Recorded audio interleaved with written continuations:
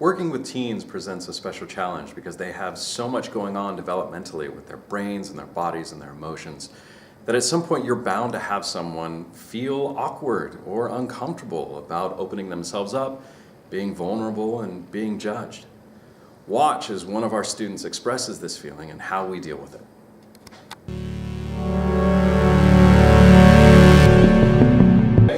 Anyone else have something? Yes.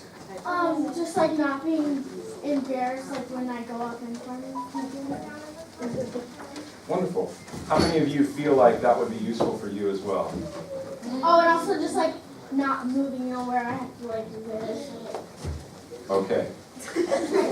Right. How many of you feel as though you fidget a lot? Me. Okay. I don't That's know. fair. Sometimes, right? Sometimes I fidget. Sometimes I feel like I can't talk without slapping my hand on my thigh. Like I'm talking and I just keep doing this over and over again. And as I'm talking, I think, why am I doing this? But I can't stop it. And then sometimes I just stand and I'm fine. So, completely understandable. We will address some of the fidgeting. Anything else? Just a few things from that discussion that I wanted to point out. The first is that I asked the students what they wanted to get out of the class. And what this does is it makes sure that our time together is not teacher-centered, but student-centered. Making sure that everything I'm offering is for their growth and benefit, moving away from professorial and becoming more mentor-based. The second thing is that I made it okay to be awkward. Now, I took what the student said and then I turned to the rest of the class and I said, has anyone else felt that way? And that brings the student out of isolation. One of the things that's great about theater, both in practice as an art form as well as teaching life skills, is that it helps us see that underneath all of our differences, there is a sameness that unites us. And then the last thing I do, my buddy once told me that whenever you're teaching yourself 5 years ago. Whatever it is that you wished someone said to you, whatever it is that you needed back then, you're now trying to give it to somebody. And so you have to model the behavior that you want to see in them. That means that you have to get vulnerable. You have to share with them your life experiences. You have to open yourself up and say, this is when I felt awkward. This is the story of when I was uncomfortable. This is the embarrassing thing that happened to me.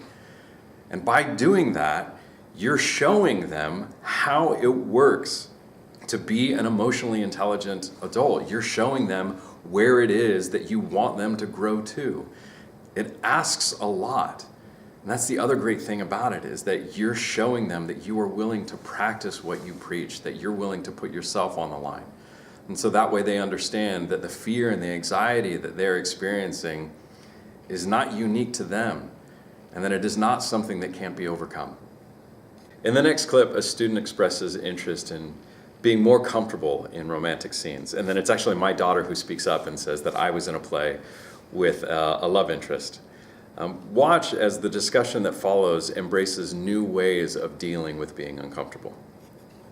Oh. Okay. Anyone else? Anything? You would Yes? become more comfortable with other people on stage. So like when you do the couples and romance and all that, I want to practice that. Okay. You want to practice being coupled up with people in the group. It's uncomfortable. That's what you said. So you have to be like. Okay, so here's the thing. Everybody come here for a second. Come, I know we have energy and we want to move, but I really want to say something about this before we get going. Because this matters.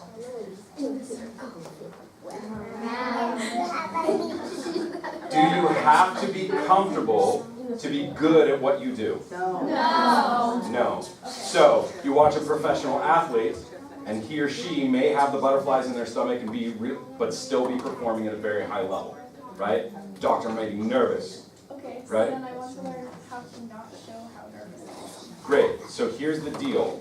Because I used to talk in these terms about being comfortable, but you know my philosophy, I think. Get comfortable with being uncomfortable. Get used to that feeling of awkwardness and uncomfortableness and be able to do your job anyway. And so instead, I now talk about being familiar. So I'm really familiar with pretending that someone is my girlfriend or my wife. I might not be comfortable with it, but I'm familiar with it, meaning I know how to do it. Right? What about Sam? Oh, right. I was like, what about your sister, my daughter, Sam, what are you talking about? Right, so she saw me in the play, and there was a woman that I had never met before. And then I immediately pretend that she's my girlfriend, and then we get married, and then break up. Right, right. But it's this woman that I just met like 20 minutes ago, right? And so I wasn't totally comfortable with that. I wasn't comfortable performing that show at all. It was very, very difficult. But because I practiced, I was familiar with everything, and I just focused on doing my job. So this is one of the things that I want to get in your head right now. How many of you sometimes feel your brain is worrying about, how do I sound to people? How do I look in front of them? Feel like your brain is filled with that stuff? Right. Sometimes, yes. Okay? So what do you do about that? If I just say to you, don't think about that. Stop it. Don't think about it. Does that help you? No! Yes, after this. Okay, I will do that for you then. Hey!